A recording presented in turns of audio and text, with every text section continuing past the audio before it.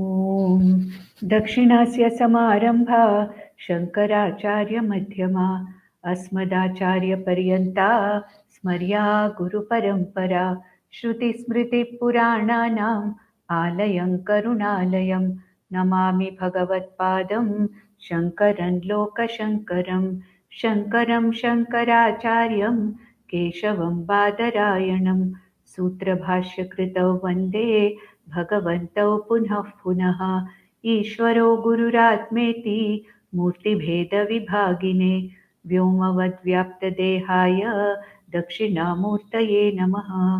परिज्ञानाश्रम श्रीगुरुशङ्कर परिज्ञानाश्रम शङ्कर सद्गुरु केशववामन कृष्णपाण्डुरङ्ग आनन्द परिज्ञान गुरु सद्यो जात शङ्कर सद्गुरु गुरुर्ब्रह्मा गुरुर्विष्णु गुरुर्देवो महेश्वरः गुरुः साक्षात् परब्रह्म तस्मै श्रीगुरवे नमः। ॐ सहना भवतु सहनौ भुनक्तु सह वीर्यङ्करवावहै तेजस्विनावधीतमस्तु मा विद्विषावहै। ॐ शान्ति शान्ति शान्तिः।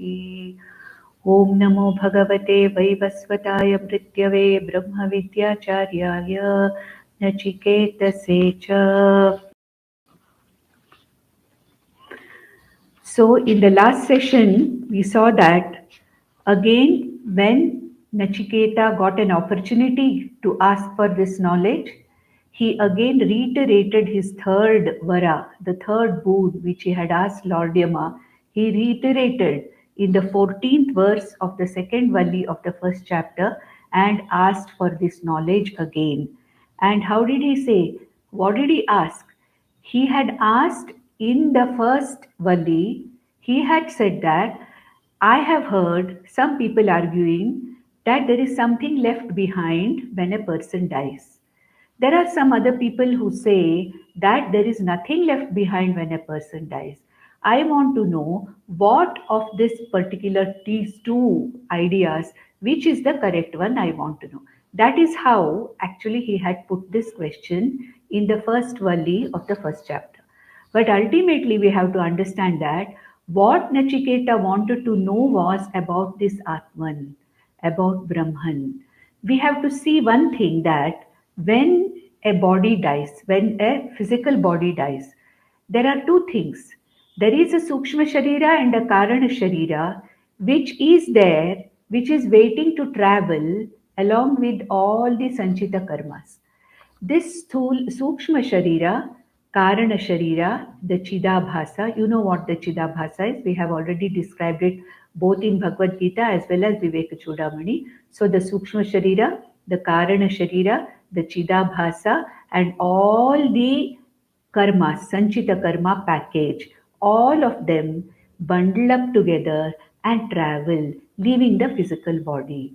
This particular group of Sukshma Sharira, Karana Sharira, Chidabhasa, and also the Sanchita karma bundle, this whole thing is called as the traveling Jiva. So naturally the Jiva is left behind.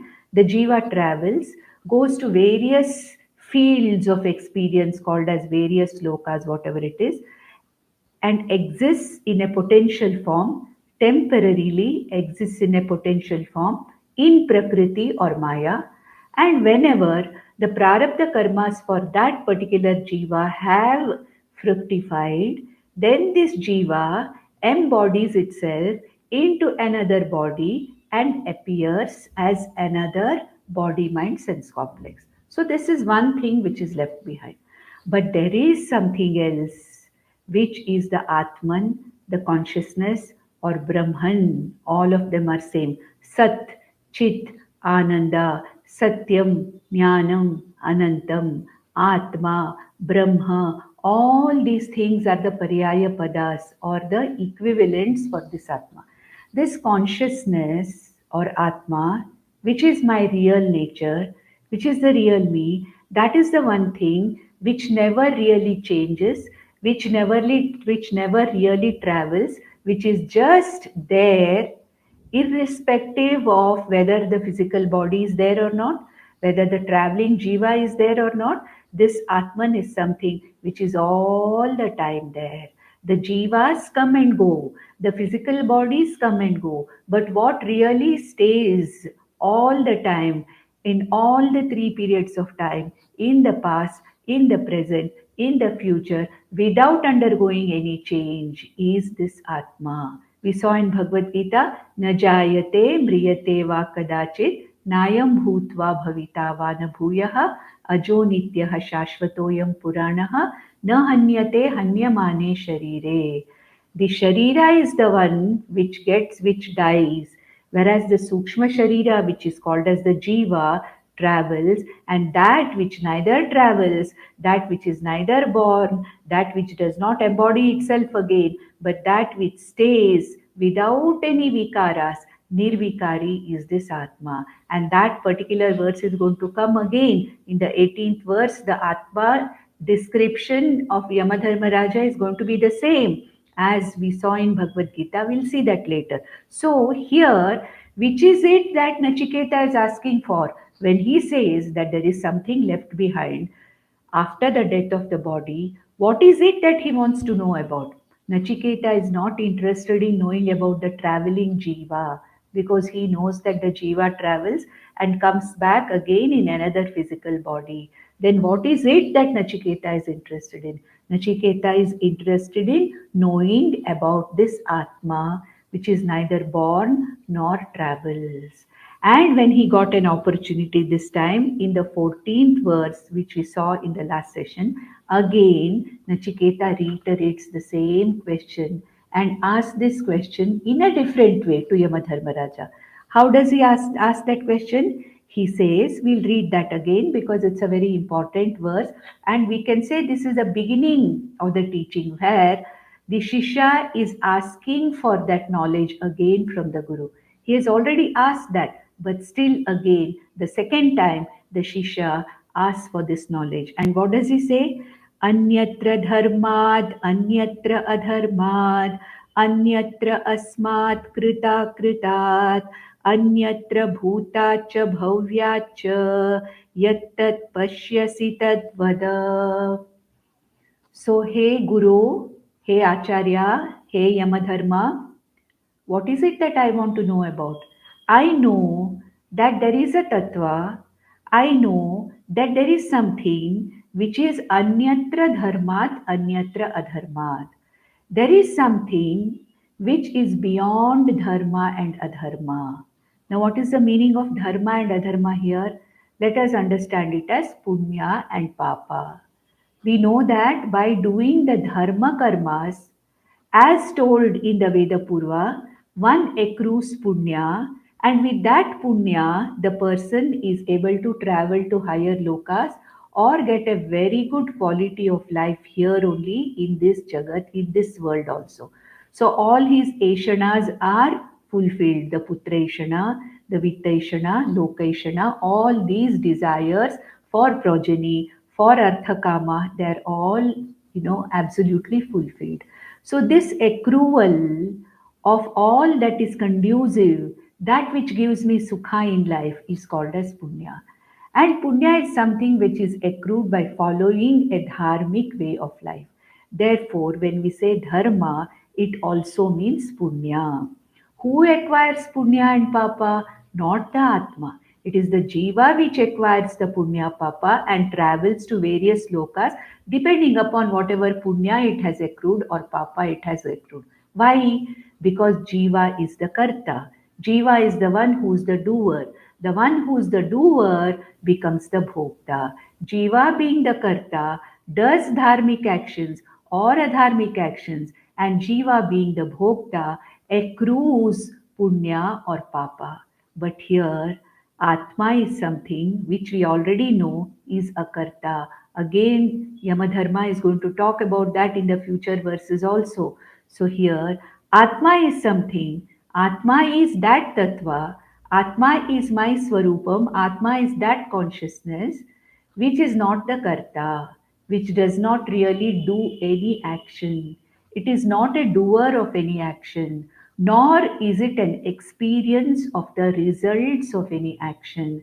Therefore, this he knows. The definition of Atma Nachiketa knows. So, what is he doing here? He is defining the Atma and asking Yamadharmaraja to explain to him that which he has defined. So, that which is other than Papa Punya, that which is not a Karta, that which is not a Bhokta, that which is not the accruer of Punya Papa. What is it? Anyastra asmat krita akritacha.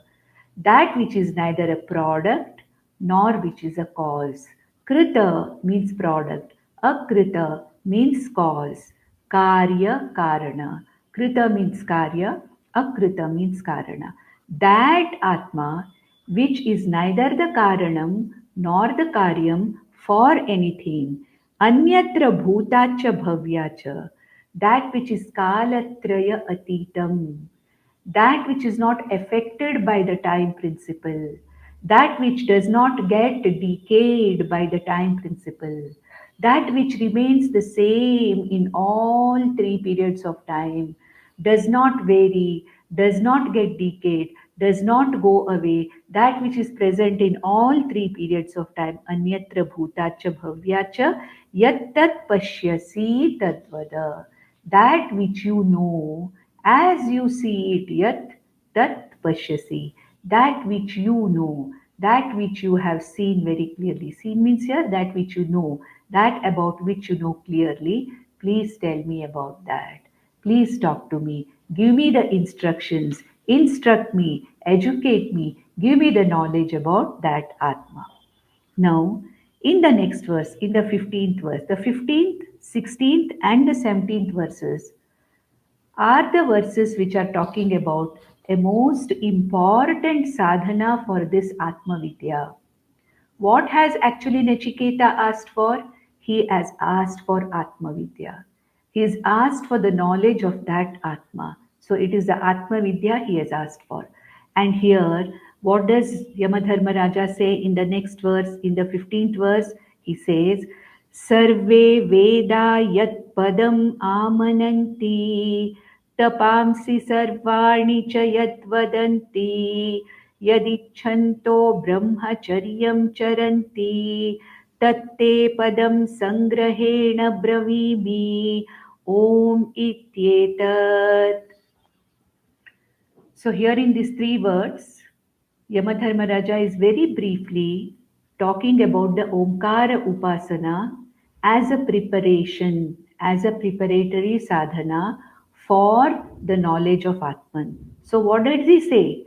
Hey Nachiketa, whatever you are asking for, you said that which is beyond dharma and adharma, not affected by dharma, adharma, that which is beyond all three periods of time, that which is neither the cause nor the effect. You want to know about that particular thing. And that thing about which you want to know is called Atma or Brahman. And Sarve Veda Yat Padam Amananti. The Vedas, all the four Vedas, talk about this Brahman or Atma as the ultimate goal of human life. Knowing this Atma or Brahman, understanding this Atma or Brahman, and ultimately understanding that Atma and Brahman to be myself, this is the goal that the Vedas are talking about. Vedas means what? Which Vedas? Veda Purva or Veda Anta? What? Which part of the Veda is talking about these things? Both the Karma Kanda and the Jnana Kanda are going to or are always talking about this particular Brahman or Atma as the very goal of human life. Now you may say, Veda Purva talks about various karmas. Veda Purva is called as Karma Kanda. Veda Purva talks about karmas and upasanas to fulfill the material purusharthas. That is what we have been all the time discussing. Yes, that is true. Veda Purva basically addresses to a person who still has dharma, artha, kama, purusharthas, or artha, kama, let us say, artha, kama, purusharthas. And therefore, For such people, Veda Purva talks about what? It talks about various, methodologies like various karmas, various yagas and yajnas, various upasanas to fulfill their desires. So, Sakamataya, by doing all these things, one can fulfill one's desires for Artha Kama Purushartha. Yes, Veda Purva talks about that. But what is the ultimate purpose of Veda Purva? It does not stop there. Veda Purva also wants every one of us to transcend that Veda Purva and go to Vedanta. Even the Veda Purva's ultimate reality is to get us Vairagya, to get this person who is continuously following Veda Purva to one day question, I have done so many karmas and upasanas. What have I got out of it? All these karma phalas that I have accrued out of following all the Veda Vihita karmas, have they given me anything? What have they given me? Impermanent, anitya karma phalas they have given me. They have given me happiness for some time, but not guaranteed that all the time I will get happiness. I may have gone to various other lokas and come back, but then is this what I want? Ultimately, is this the aim or is this the goal of human life? To keep on going from one loka to the other, to go on enjoying, with the putra and loka eshanas and keep on doing the Veda Purva karmas, Vihita karmas. No, that is not what it is. There must be something which gives me permanent happiness, not this temporary kind of a happiness which I get out of doing some karma or upasana. There must be something because of which I am going to forever get rid of this desire for Artha Kama itself. This is the ultimate purpose of Veda Purva also. That's why in another Upanishad called as Mundaka Upanishad, the Upanishad says, Pariksha lokan karma chitan brahmanaha nirvedamayat nasti krita kritena. So what he says is here, Mundaka Upanishad Guru says that every one of us, after having followed Veda Purva for lives and lives together, and having examined the karma phalas that we have accrued, we have to start thinking Pariksha Lokan, Karma Phalan Pariksha, having gone through whatever we have acquired in this life, is it that's all? Is it all?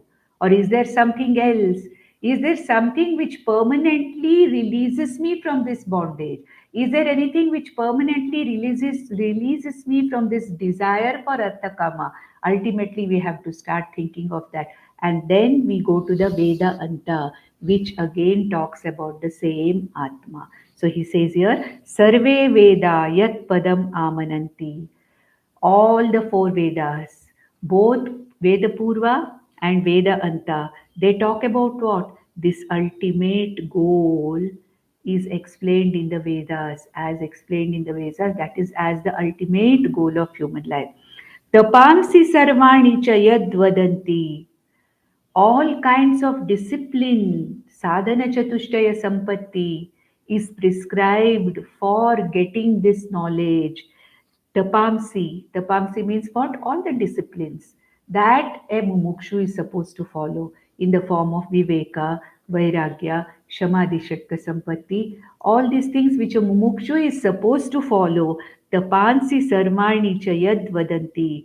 That for which this goal of Brahman, to understand Brahman, all the tapas that has been prescribed is ultimately for this only, not for anything else.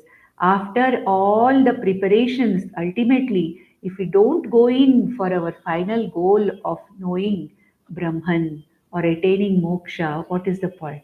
So, moksha or Brahman is the ultimate goal of Vedas, in Veda Purva also, Vedanta also. Moksha or Brahman is the ultimate goal of all our tapas, for all our disciplinary processes. Yadichanto brahmacharyam charanti. People lead a Gurukula life for the sake of knowing this. As a brahmachari is leading a Gurukula life. Later also, even as a Grahastha, as a vanaprastha, as a sannyasi, if this knowledge is something to be got, we have to surrender to a guru. We have to surrender to the Shastra, and maybe we have to be in regular and continuous contact with the Guru. Therefore, what he says, Yad ichantaha. Yad ichantaha means Yad padam ichantaha. Yad Brahma Atmanam ichantaha. That which is desired, this, what is it? My goal. What is it that I ultimately want out of life? Is it only continuously doing karma, coming back again and again? Or I want ultimate freedom from this coming back into the cycles of life and birth again and again and again? That goal, which is called as Brahman, that goal, which is called as moksha, is the ultimate teaching of all the Vedas. That is the ultimate goal of all the disciplinary processes that a seeker or a mumukshu follows. Yadichanto brahmacharyam charanti, that for which people surrender to the Guru to understand the Shastra. Tatte padam sangrahena bravimi. I'm going to talk in detail about that particular Brahman or Padam, but for developing the preparedness for that Jnana Yoga, the preparedness to understand what this Brahman is all about, there should be a question on, or there should be a attempt for preparing this mind. And there is one way of preparing this mind, and here he says that is by Omkara Upasana. Tat Padam Sangrahena Bravimi Om Ityetat. Om Ityetat. And he said that Padam is called as Om. What is the meaning of that? Brahman is also known or called by this particular name Om. Om is also another name for Brahman. There is an Upanishad called as Mandukya Upanishad, in which Brahman is given the name of Om, and Omkara Vichara is done for Brahma Vichara. Omkara is something that can be used for upasana also, that can be used for vichara also. Vichara means what? As Brahman, I do enquiry on Omkara and ultimately come to the enquiry of Brahman. By doing enquiry on Omkara Vichara, ultimately I understand and realize what Brahman is. This is called as Omkara Vichara. That is not what here Yamadharma is talking about. He wants to tell Nachiketa that those who are not capable of Omkara Vichara, those who are not directly capable of Brahma Vichara, can take one step in the middle, an interim step called as the Omkara Upasana. And what is Omkara? Omkara represents Nirguna Brahman also. Omkara represents Saguna Ishvara also.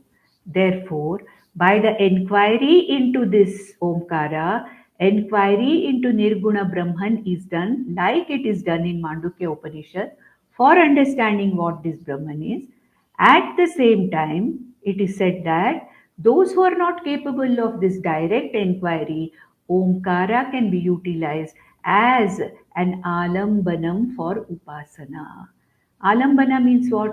As temporarily to hold on to something where upasana can be done, where a worship or upasana can be done to Omkara. This is the worship or upasana of Saguna Ishvara. Therefore, Omkara represents both Param Brahma and Aparam Brahma. Param Brahma means Nirgunam Brahma, Aparam Brahma means Saguna Ishvara.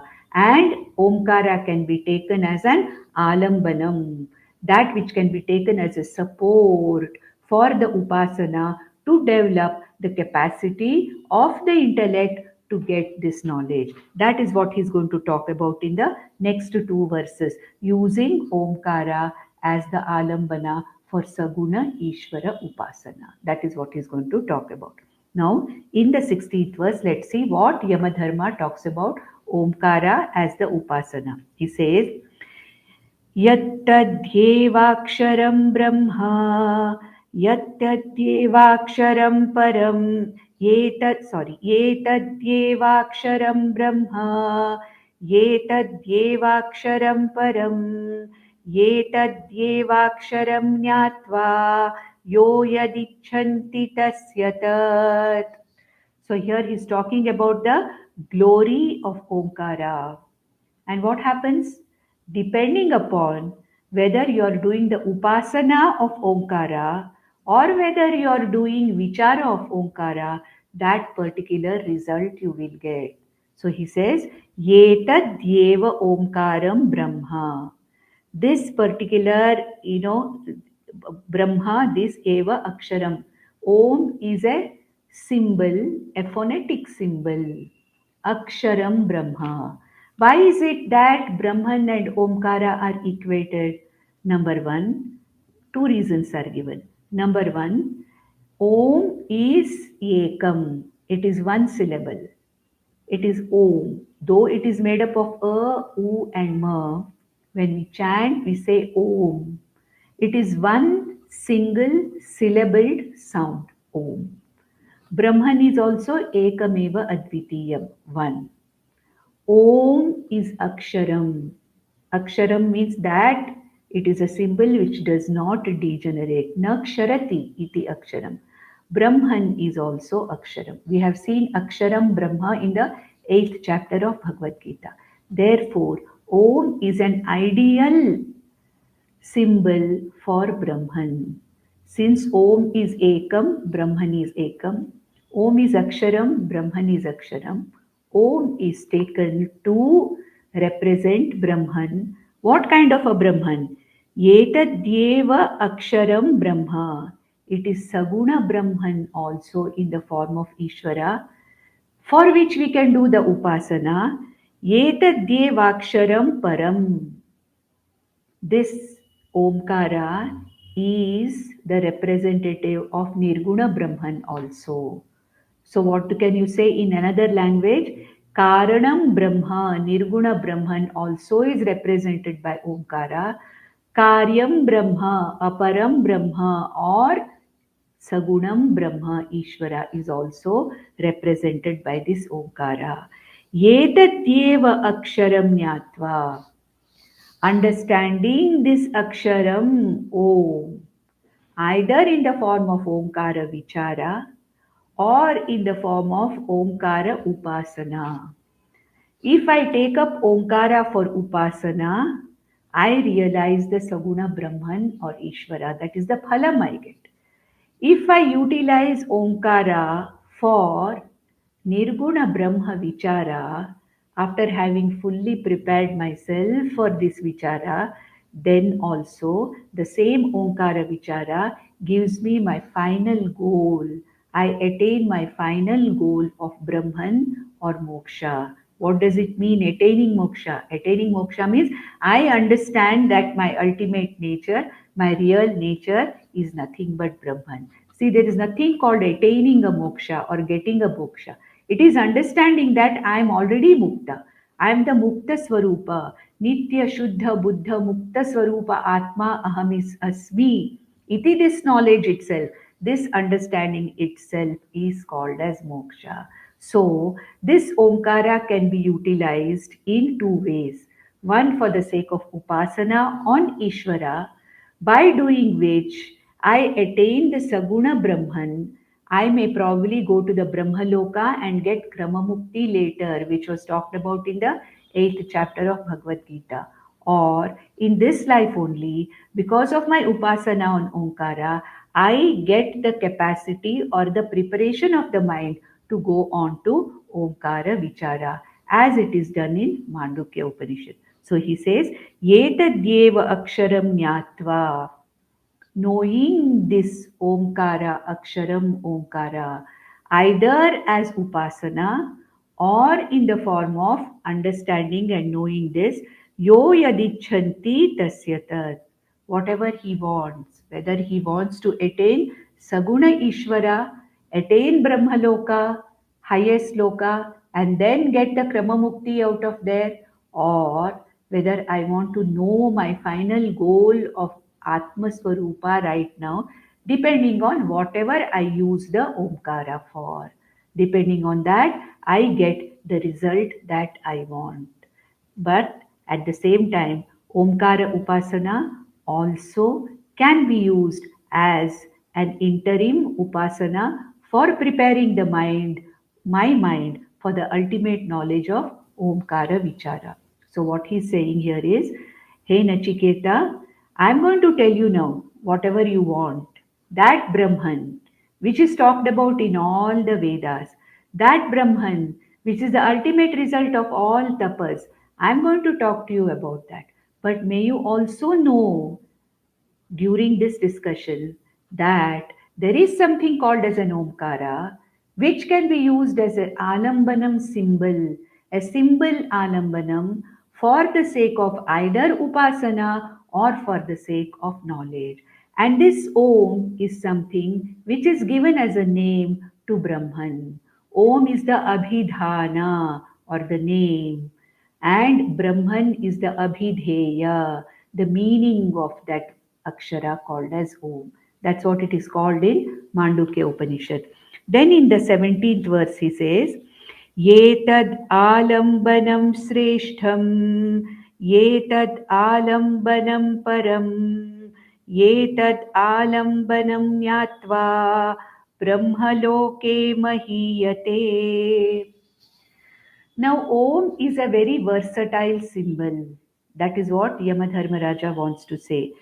And it is the greatest symbol for Brahman. It's versatile because Om is something which is the most auspicious symbol which is thought to be.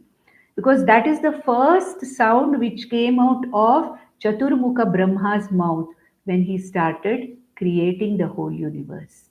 And it is said that this Om, being the most sacred symbol or sound, it is used before we start anything. You have seen that before we start studying anything, before we start any puja, before anything auspicious, as an auspicious symbol, Om is chanted. So he says, Yetad alambanam sreshtham. This Omkara is a great alambanam. Alambanam means what? That which is a great support. Support for what? Support for upasana also, for an upasaka. It is a great support for a jnana yogi also, because it's a versatile symbol. Now, what is an alambanam? Let us discuss about that a little bit. Alambanam means that which you hold on to connect with Ishvara, to connect with Brahman. Now, there are two types of alambanams. One is called as the Pratima alambanam. The second one is called as Pratika alambanam. What is the meaning of Pratima alambanam? Now, whenever I sit for meditation, for upasana, I view in my mind the form of the Devata upon which I am going to meditate. Chant the dhyana shlokas and bring that particular Devata into my mind. And what am I doing? During meditation, I am trying to hold on to that Devata by imagining the form of that Devata, and also trying to hold on to that for my japa or upasana. And what kind of a support is it that I'm holding on? It is a pratima alambana.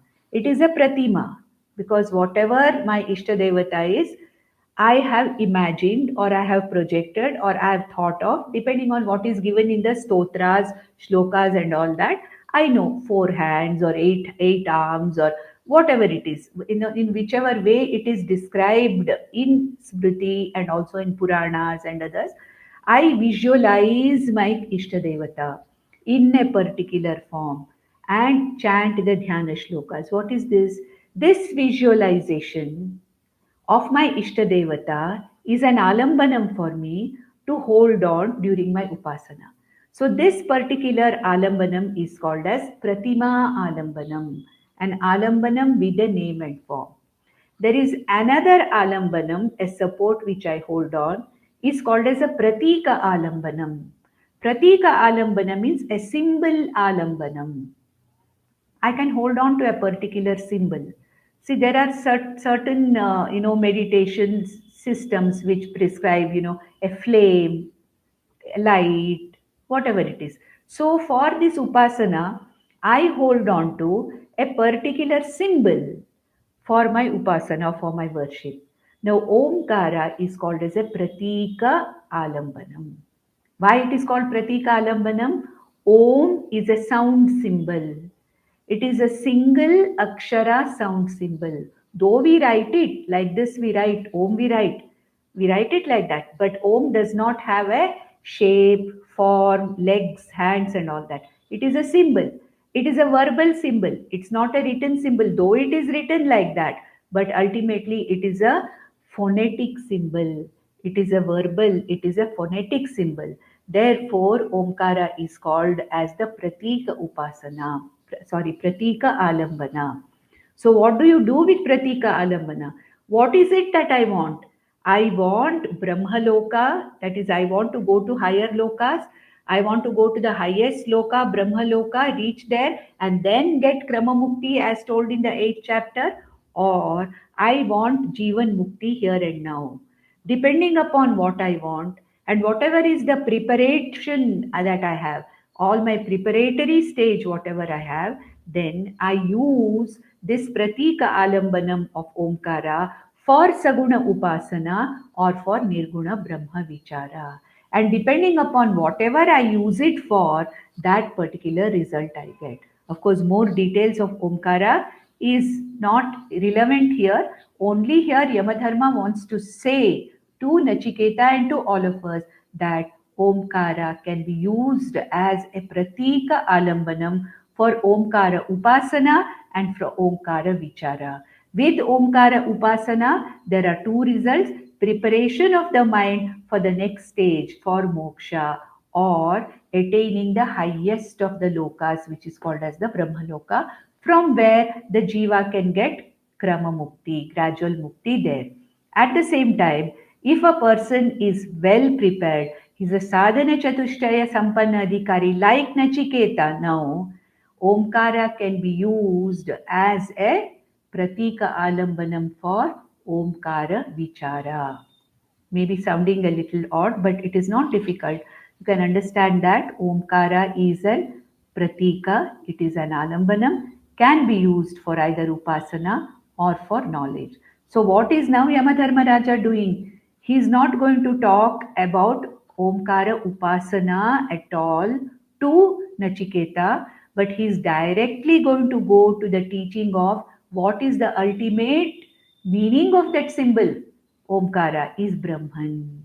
So Brahman or Atma, the Swarupa Lakshanam of Atma is what is going to be talked about from the 18th verse onwards, where the real teaching starts with a bang. Now, whatever we are going to study from now on, from the 18th verse onward, till the end of Kathopanishad is nothing but the vichara of Brahman. The story is over. Nachiketa's story is over. But Nachiketa is very much there as the Shishya. Yamadharma is very much there as the Acharya. And whatever next, this Vali and the next other four Valis are only going to be Yamadharma is only going to talk about nothing but this Brahman. What is this Brahman? How one can attain moksha? How one can understand what this Brahman is? And then here in the 18th verse, he starts the teaching with whatever Krishna started. Just like Krishna started, what did he do in the second chapter? From the 12th verse of the second chapter, Bhagwan Krishna directly started teaching what is Atma. Atma Vichara was talked about from the 12th verse of the second chapter after Ashocha Nanvachochasvam to all aspects of Brahma Vichara were talked about as an initial introduction. The same thing is going to be talked about. And you will understand that many of the verses given in Kathopanishad are bodily lifted by Krishna and used in Bhagavad Gita. And what we are going to see is one of those verses only which you are going to find in also Bhagavad Gita, second chapter. Now let us see the 18th verse of the second vali of the first chapter. न जायते म्रियते वा विपश्चित् नायं कुतश्चिन्न बभूव कश्चित् अजो नित्यः शाश्वतोऽयं पुराणः न हन्यते हन्यमाने शरीरे. A bell must be ringing somewhere, isn't it? न जायते म्रियते वा कदाचित् नायं भूत्वा भविता वा न भूयः अजो नित्यः शाश्वतोऽयं पुराणः न हन्यते हन्यमाने शरीरे. That was the exact verse from Bhagavad Gita. It is nothing but exactly the same here. Only one word is different. न जायते म्रियते वा विपश्चित्, it is told here. There Krishna says, "Na jayate mriyate va kadachit." That's all is the difference. But otherwise, the whole verse is bodily lifted by Lord Krishna, and he takes a number of verses from Kathopanishad into Bhagavad Gita. So now, the Swarupa Lakshanam of Atma. What is this Atma? What are the Lakshanas of this Atma? That Nachiketa asked for.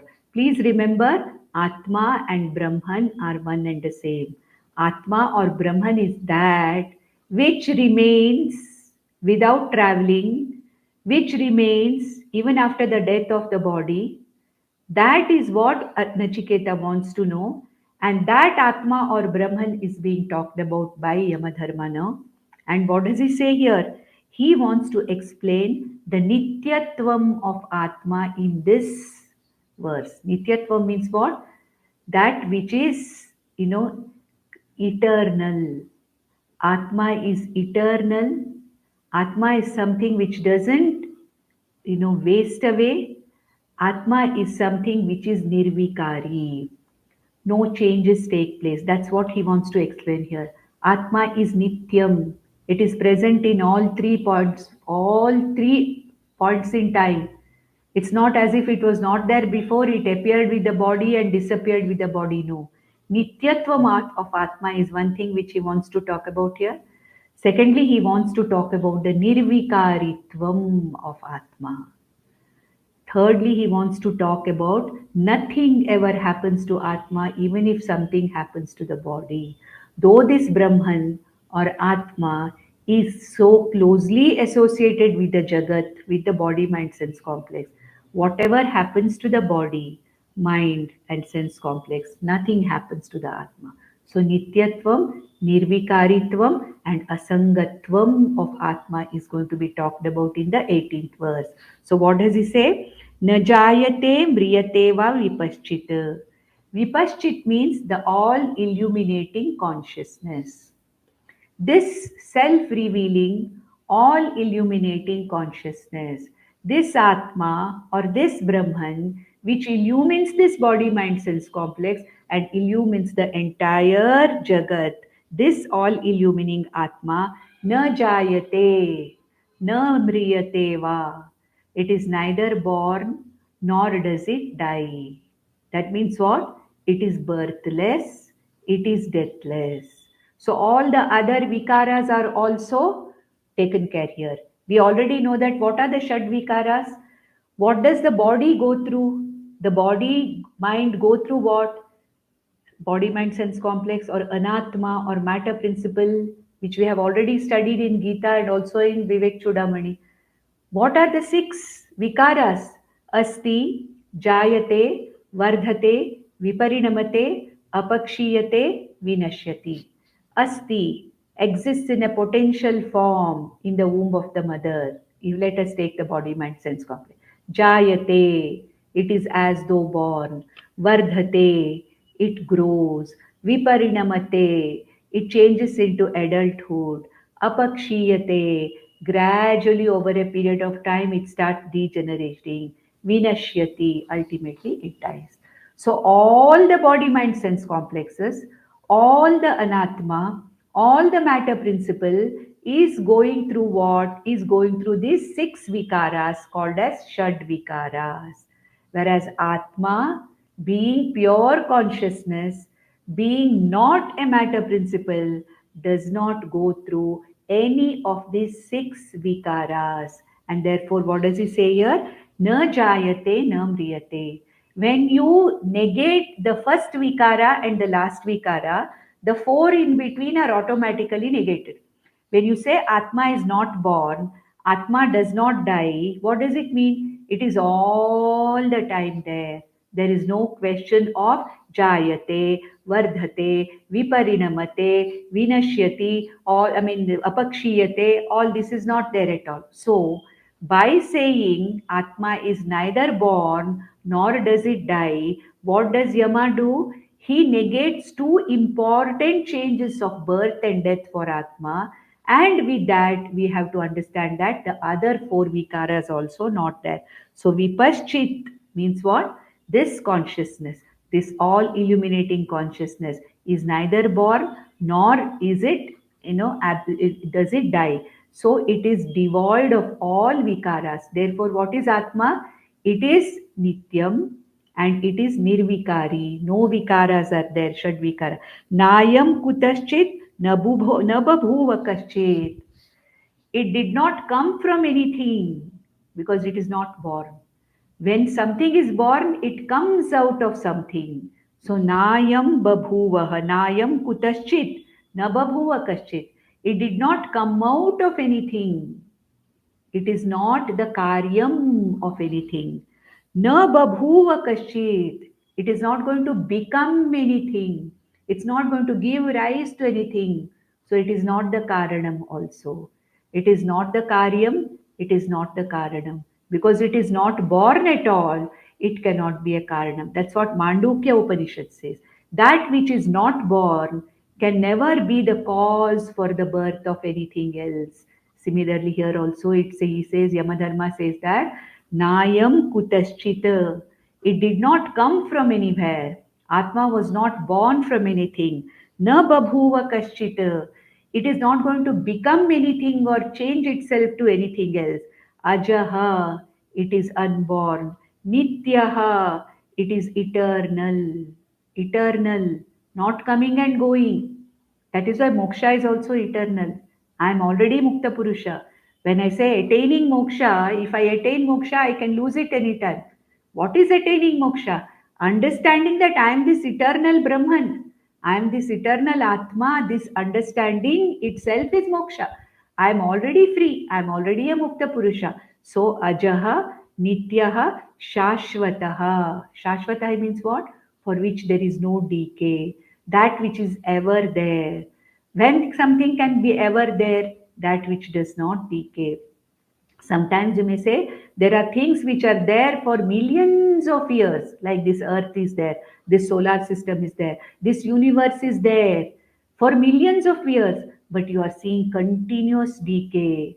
And that millions of year existence also, ultimately it is going to decay and go. And the decay of the universe every day we are seeing, though it is millions of years of lifetime. Our own body we are seeing every day it is degenerating and it is going away. It is not Shashvata, we know that. The Jiva also which travels again and comes back into this, but that is also not Shashvata. At the end of the creation, that is also going to go into a potential form. Therefore, he says is Ajaha Nityaha Shashvatoyam. Shashvata means that which is present the way it is, which does not undergo any decay. Puranaha always stays young, growthless, that which is growthless, for which there is no vriddhi. Ajaha, unborn. Nityaha, eternal. Shashvata, for which there is no decay. Puranaha, for which there is no vriddhi or growth. Na hanyate hanyamane sharire. No afflictions. Nobody can harm this Atma. Nobody can kill this Atma. What can be harmed, what can be deformed, what can be injured, what can be killed? It is the body. Hanyamane sharire. Na hanyate atma. Atma is very close to the shariram, but na hanyate. It does not get afflicted by the afflictions of the body, mind, sense complex. Atma Brahman does not get afflicted by the decay of the universe, for which it is adhishtanam. It is not affected by the body mind sense complex for which it is the adhishtanam. Atma or Brahman is the very content of this entire universe, including this body mind sense complex. But the conditions of the container world and the container body mind sense complex do not affect the Atma in any way. Therefore, what is Atma? It is Ajaha, it is unborn, it is Nityaha, it is eternal, it is something which did not come from anywhere and it is not going to become anything else. So it is not karyam of anything, it's not the effect of anything, nor is it the karanam of anything. And also at the same time, it is not dead, does not undergo any of the vikaras. So Nitya Atma, Nirvikari Atma, Asanga Atma, that not afflicted by the matter principle in and through which this consciousness principle is there. That is what is told in the 18th verse. And in the 19th verse, same thing again, one more. The same you will find that same mantra is talked about in Bhagavad Gita also. 19th verse will take Hanta chen manyate hantum hataschet manyate hatam ubhau tau na vijanitaha nayam hanti na hanyate. So here Yamadharmaraja wants to tell Nachiketa that Atma or Brahman is neither a Karta nor a Bhokta. What did we see in the 18th verse? We saw that Atma, Brahman, is Ajaha, unborn, Nirvikari, does not go through any of the Vikaras. It is Nityam, it is eternal. So Nityam, Nirvikari, Asangatvam was talked about. Now, because of the same thing, because it is Nitya, it is Nirvikari, it cannot become the doer of action, nor can it become the experiencer of any action. Therefore, Atma, Brahman, is not a Karta, not a Bhokta. Then who's a Karta and Bhokta? The body mind sense complex, the Jiva is a Karta, the Jiva is a Bhokta. Atma is not the Karta and the Bhokta. That is what is going to be talked about here. And what does he want to say? Atma does not do any action, he wants to say. He wants to say that Atma is not the doer of any action, nor is it the receiver of the result of any action. So it is neither Karta nor Bhokta. And which kind of action does Yamadharma take? He takes the action, the grossest action, that action which is probably the worst action one can take, one can talk about a killing action. Of course, Yamadharmaraja is also Mrityu Devata. Naturally he has talked about killing. He does not kill. I mean, when my prarabdha is over, this body dies. But then he being the Mrityu Devata, he wants to talk about Mrityu. Same thing Bhagwan Krishna takes in Bhagavad Gita, same verse is bodily lifted in second chapter of Bhagavad Gita, because there it is a war situation. And in war, so many people are going to be killed. So there is a killer, like Arjuna is worried that he's killing his grandfather, he's killing his gurus, he's killing his cousins. So killing is the action which is going to go on there in the Mahabharata field.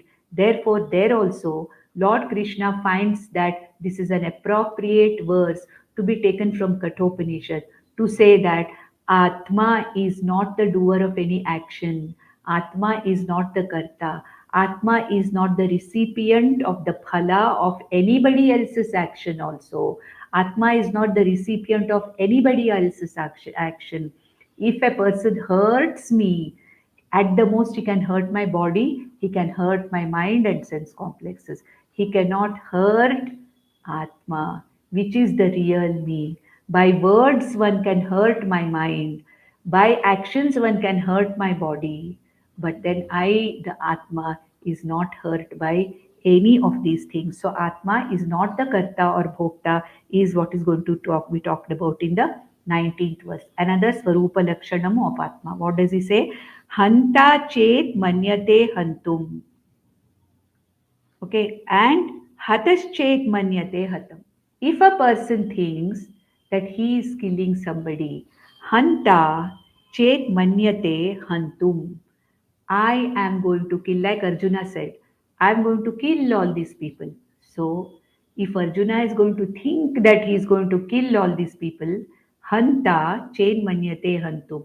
I am going to do this action of killing. Hatas chet manyate hatam. If the person who is going to be killed or killed thinks that I have been killed by that particular person, Ubhau tauna vijanitaha. Both of them do not know.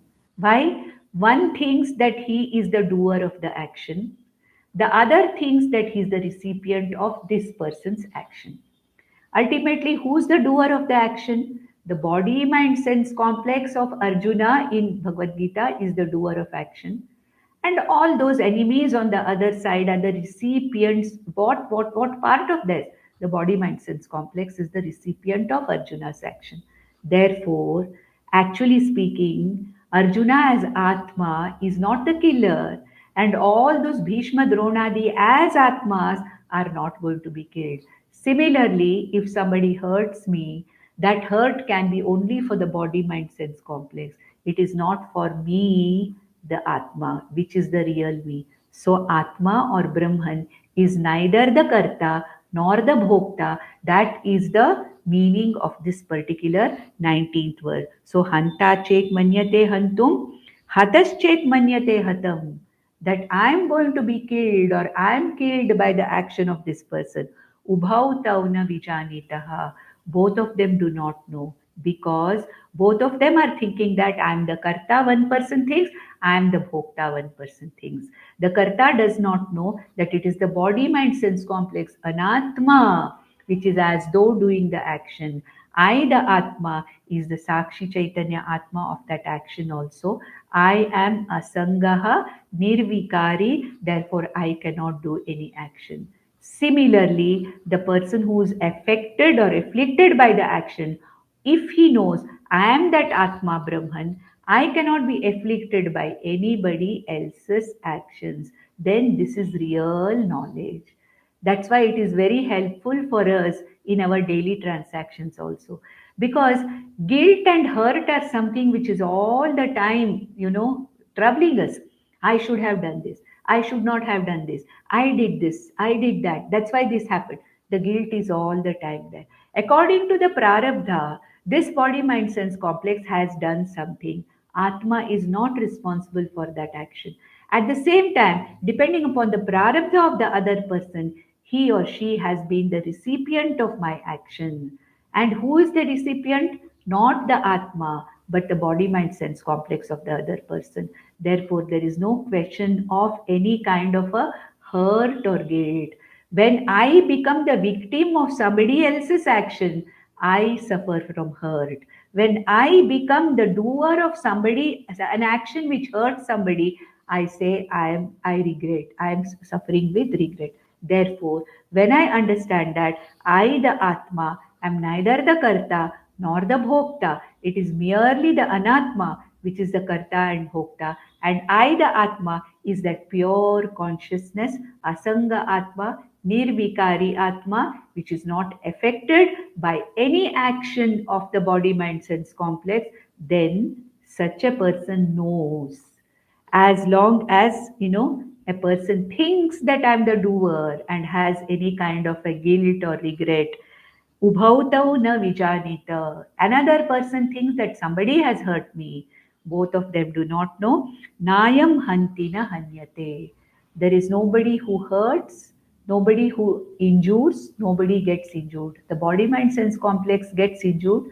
The body mind sense complex is pain, but I, the Atma, is a karta, a bhokta. So in these two verses we saw nirvikaritvam of Atma, nityatvam of Atma, akartritvam, abhoktritvam. Four aspects of Atma Swarupa we saw. We'll stop with this and take the next verses in the next session. ॐ नन्दन्तु साधका सर्वे विनश्यन्तु विदूषकाः अवस्थाशाम्भवी मेस्तु प्रसन्नोऽस्तु गुरुः सदा सर्वे भवन्तु सुखिनः सर्वे सन्तु निरामयाः सर्वे भद्राणि पश्यन्तु मा कश्चित् दुःखमाप्नुयात् Om Shanti Shanti Shanti.